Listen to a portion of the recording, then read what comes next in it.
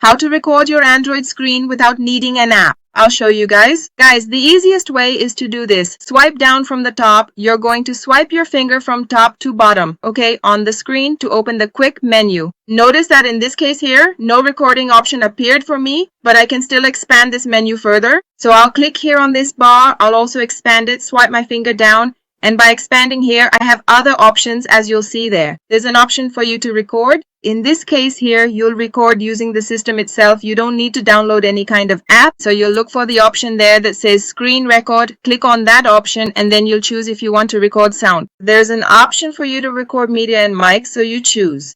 After you choose, just click here to start recording. Clicking on this option, it already starts recording, guys. As you can see up here, it shows that it's recording, okay? It'll start recording. You'll see this menu there. In this menu, you can pause, you can finish the recording if you want, okay? And basically, once the recording is finished, you can end it. The recording was saved. If you click there on your gallery, I'll click here on gallery. The recording that was made today will be shown there. I'll click on it and that's it. The recording, in this case, I didn't move anything on the screen. It just recorded the screen because I didn't do anything, okay?